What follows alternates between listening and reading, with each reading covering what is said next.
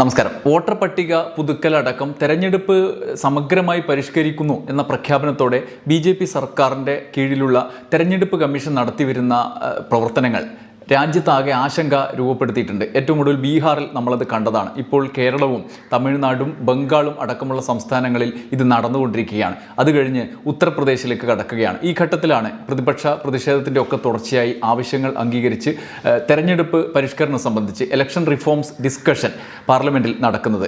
Election reforms ഡിസ്കഷനിൽ പങ്കെടുത്തുകൊണ്ട് അഖിലേഷ് യാദവ് ഇനി UP ആണ് അടുത്ത തെരഞ്ഞെടുപ്പ് പരിഷ്കരണത്തിൻ്റെ വിവാദ വേദി എന്നുള്ളത് ഉറപ്പാണ്. അവിടെ SP-യുടെ നേതൃത്വത്തിൽ അഖിലേഷ് യാദവ് അടക്കമുള്ള നേതാക്കളുടെ നേതൃത്വത്തിൽ പ്രതിപക്ഷ ഇന്ത്യ സഖ്യമുണ്ടാക്കുന്ന വലിയ മുന്നേറ്റങ്ങളുടെ തുടർച്ച ലോക്സഭാ തെരഞ്ഞെടുപ്പിൽ നമ്മൾ കണ്ടതാണ്. അത് അട്ടിമറിക്കാൻ ഉപയുക്തമായ രീതിയിൽ ഈ SIR പരിഷ്കരണം അവിടെയും നടപ്പാക്കുമോ എന്നുള്ള ചോദ്യങ്ങൾ ഉയരുന്നുണ്ട്. അതുകൂടാതെ ആശങ്ക ഉണർത്തുന്ന കേരളത്തിലെയും തമിഴ്നാട്ടിലെയും ബംഗാളിലെയും SIR പ്രവർത്തനം നടന്നുകൊണ്ടിരിക്കുന്നു. ഈ സാഹചര്യത്തിൽ അഖിലേഷ് യാദവിൻ്റെ പ്രസംഗത്തിന് വലിയ പ്രസക്തിയുണ്ട് എന്നുള്ളത് പ്രത്യേകം പറയേണ്ടതില്ല. അതുകൊണ്ട് അഖിലേഷിൻ്റെ പ്രസംഗത്തിൻ്റെ മലയാള പരിഭാഷയാണ് ഞാനിവിടെ നിങ്ങളുടെ മുമ്പിൽ അവതരിപ്പിക്കുന്നത്. അഖിലേഷ് പറഞ്ഞതിൽ പ്രധാനപ്പെട്ട പോയിന്റ്, BJP നടത്തുന്ന പ്രസംഗങ്ങളുടെ പാർലമെൻറ്റിൽ BJP അംഗങ്ങൾ നടത്തുന്ന പ്രസംഗങ്ങളൊക്കെ കേൾക്കുന്നുണ്ട്. അവർ ബീഹാർ തെരഞ്ഞെടുപ്പിനെക്കുറിച്ചും ഉത്തർപ്രദേശിൽ വരാനിരിക്കുന്ന തെരഞ്ഞെടുപ്പിനെക്കുറിച്ചും സംസാരിച്ചതിൽ നിന്നാണ് അഖിലേഷ് പ്രസംഗം ആരംഭിച്ചത്. ഞങ്ങൾ സ്വന്തം കണ്ണിൽ നേരിട്ട് കണ്ട ചില കാര്യങ്ങൾ പറയാൻ ആഗ്രഹിക്കുന്നു. തെരഞ്ഞെടുപ്പ് കമ്മീഷൻ നിഷ്പക്ഷമായി പ്രവർത്തിക്കും എന്ന് ഞങ്ങൾ പ്രതീക്ഷിച്ചിരുന്നു, പക്ഷേ അത് കണ്ടില്ല. ഒരു ഉദാഹരണം പറയാം. രാംപൂരിലെ ലോക്സഭാ ഉപതെരഞ്ഞെടുപ്പ് BJP സർക്കാരും മുഖ്യമന്ത്രിയും തീരുമാനിച്ചു സമാജ്വാദി പാർട്ടി ഇവിടെ ജയിക്കില്ല, BJP ജയിക്കും. तो भारतीय जनता पार्टी की सरकार के मुख्यमंत्री जी और पूरी भारतीय जनता पार्टी ने यह तय किया था कि समाजवादी पार्टी यहाँ से नहीं जीतेगी, यहाँ से भारतीय जनता पार्टी जीतेगी. और ये आशंका हम लोगों को थी कि हर तरीके से हम लोगों को दबाया जाएगा, हर तरीके से चुनाव में धांधली की जाएगी. ഞങ്ങൾക്ക് ഭയമുണ്ടായിരുന്നു. എല്ലാ വിധത്തിലും ഞങ്ങളെ അടിച്ചമർത്തും, തെരഞ്ഞെടുപ്പിൽ കൃത്രിമം കാണിക്കും. വോട്ടെടുപ്പ് ദിവസം പോലീസും ഭരണകൂടവും മുഴുവൻ ശ്രമിച്ചത് വോട്ടർമാരെ വീട്ടിൽ നിന്ന് പുറത്തിറങ്ങാതിരിക്കാൻ ശ്രദ്ധിക്കുക എന്നതായിരുന്നു. രാംപൂരിൽ ആദ്യമായി BJP ലോക്സഭാ സീറ്റ് നേടി.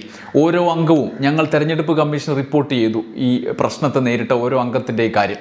പോലീസ് എവിടെ ബാരിക്കേഡ് വെച്ചു, ആരെയെല്ലാം തടഞ്ഞു, കമ്മീഷണർ ആരാണ്, എന്താണ് ചെയ്തത് എന്നൊക്കെ. എന്നിട്ടും ഒരു നടപടിയും എടുത്തില്ല സാർ. ഞങ്ങൾ മനസ്സിലാക്കിയത് തെരഞ്ഞെടുപ്പ് കമ്മീഷൻ പക്ഷപാതപരമായി പെരുമാറി എന്നാണ്. ഇങ്ങനെ അഖിലേഷ് കത്തി കയറുമ്പോൾ ഭരണപക്ഷ അംഗങ്ങൾ BJP അംഗങ്ങൾ ബഹളം വെക്കുന്നു. അതിൻ്റെ തുടർച്ചയായിട്ടുണ്ടാകുന്ന സംഘർഷം അവിടെ നടക്കുന്നു. എന്നാൽ അഖിലേഷ് പ്രസംഗം തുടരുകയാണ്. ഇവർക്ക് ഒന്നും അറിയില്ല, ഇവർ വിദ്യാസമ്പന്നരല്ലേ, വിവരമില്ല. ഞാൻ പറയുന്ന ഓരോ സംഭവവും ഞാൻ തെരഞ്ഞെടുപ്പ് കമ്മീഷന് വീഡിയോയും കത്തും ടാഗ് ചെയ്ത് അയച്ചിട്ടുള്ള കാര്യങ്ങളാണ്. ഒരു നടപടി എടുത്തിട്ടുണ്ടെങ്കിൽ അത് പറയൂ. തെരഞ്ഞെടുപ്പുകൾ ജയിക്കുകയും തോൽക്കുകയും ചെയ്യും. ഒരു കാലത്ത് ഞങ്ങൾ കോൺഗ്രസുമായി മത്സരിച്ചു, ഇപ്പോൾ BJPയുമായി. ചിലപ്പോൾ ഞങ്ങൾ ജയിക്കും, ചിലപ്പോൾ നിങ്ങൾ ജയിക്കും. അയോധ്യയിൽ നിന്ന് നിങ്ങൾ സമുദായവാദ രാഷ്ട്രീയം തുടങ്ങിയ സ്ഥലത്ത് നിന്ന് സമാജ്വാദി പാർട്ടിയുടെ അവധേഷ് പ്രസാദ് ജയിച്ചു വന്നത് നിങ്ങൾ കണ്ടില്ലേ? ഈ സഭയിൽ അദ്ദേഹം ഇരിക്കുകയാണ്. പക്ഷേ നിഷ്പക്ഷത പുലർത്തേണ്ട സ്ഥാപനം നിഷ്പക്ഷമല്ലാത്തത് എന്തുകൊണ്ട്? ഞാൻ 3 ഉപതെരഞ്ഞെടുപ്പുകളുടെ ഉദാഹരണം പറയാൻ ആഗ്രഹിക്കുന്നു. ഈ ഘട്ടത്തിൽ വീണ്ടും ഭരണപക്ഷം ബഹളം വെക്കുന്നു. ഉപതെരഞ്ഞെടുപ്പ് ചർച്ച അല്ല ഇവിടെ നടക്കുന്നത്, ഇലക്ഷൻ റിഫോംസിനെ പറ്റിയാണ് എന്നൊക്കെയുള്ള വാദങ്ങളൊക്കെ വരുന്നുണ്ട്. അഖിലേഷ് കുറച്ചു നേരം ഇതുമായി സംഘർഷത്തിനെ പരിഹരിച്ച് വീണ്ടും പ്രസംഗം തുടരുകയാണ്. പരിഷ്കാരം വേണം എന്നതിൽ എന്താണ് സംഭവിച്ചത് എന്ന് പറയണ്ടേ? മൽക്കിപൂർ ഉപതെരഞ്ഞെടുപ്പ് എടുക്കുക. അയോധ്യ മണ്ഡലത്തിൽ ഞങ്ങൾ ഉപതെരഞ്ഞെടുപ്പ് കമ്മീഷന് പരാതി നൽകി. കൃത്രിമം നടക്കും, ആരെയെല്ലാം പ്രിസൈഡിംഗ് ഓഫീസറാക്കണമെന്ന് സർക്കാർ തീരുമാനിച്ചു. ഒരാളെ പിടിച്ചു, അയാൾ 6 വോട്ട് ചെയ്തു.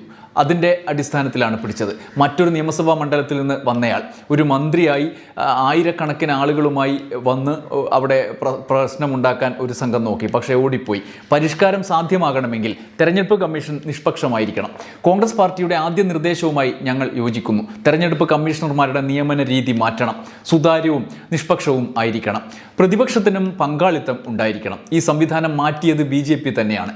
രണ്ടാമത്തെ നിർദ്ദേശം, തെരഞ്ഞെടുപ്പ് ബാലറ്റ് പേപ്പറിലൂടെ നടത്തണം. EVMൻ്റെ മേൽ വളരെയധികം സംശയങ്ങൾ ഉയർന്നു. ലോകത്താകമാനം സംശയമുണ്ട്. ജർമ്മനി, അമേരിക്ക, ജപ്പാൻ തുടങ്ങി സാങ്കേതികമായി മുന്നിട്ട് നിൽക്കുന്ന രാജ്യങ്ങൾ EVM ഉപയോഗിക്കുന്നില്ല. ജർമ്മനിയിൽ EVM ഭരണഘടനാ വിരുദ്ധമാണ്. എങ്കിൽ നമ്മൾ എന്തുകൊണ്ട് EVM തുടരുന്നു?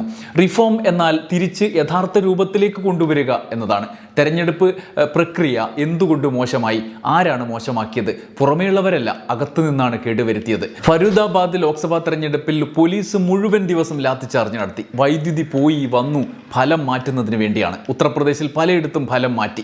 ഉപതെരഞ്ഞെടുപ്പുകളിൽ വോട്ട് മോഷ്ടിക്കുകയല്ല ചെയ്തത്, കൊള്ളയടിക്കുകയായിരുന്നു. 2027 ഉപതെരഞ്ഞെടുപ്പുകൾ നിഷ്പക്ഷമായി നടത്തിയാൽ BJPക്ക് ഒരു സീറ്റ് പോലും കിട്ടില്ല. പണം വിതരണം ജനാധിപത്യത്തെ ദുർബലപ്പെടുത്തുന്ന ഒന്നാണ്. ബീഹാറിൽ 10,000 രൂപ വാഗ്ദാനം ചെയ്തു. എന്നാൽ UPയിൽ ഞാൻ സൗജന്യ മൊബൈൽ നയം കൊണ്ടുവന്നപ്പോൾ BJP തന്നെ തെരഞ്ഞെടുപ്പ് കമ്മീഷനിലൂടെ തടഞ്ഞു.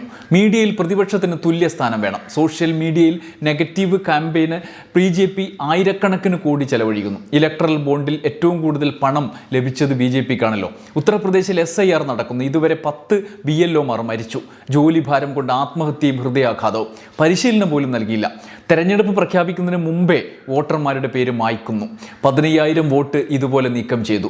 ചണ്ഡീഗഡിൽ ക്യാമറയ്ക്ക് മുന്നിൽ വരെ ബാലറ്റ് മോഷണം. വോട്ടർമാരെ തോക്കു ചൂണ്ടി തടഞ്ഞത്, ജയിച്ചിട്ടും സർട്ടിഫിക്കറ്റ് മാറ്റിയത്, വാഷിംഗ് മെഷീൻ സമ്പ്രദായം, ഇതെല്ലാം തെരഞ്ഞെടുപ്പ് കമ്മീഷൻ നോക്കിക്കാണുന്നില്ല. SIRന് പിന്നിൽ NRC ലക്ഷ്യമുണ്ടെന്ന് സംശയിക്കുകയാണ് സാർ.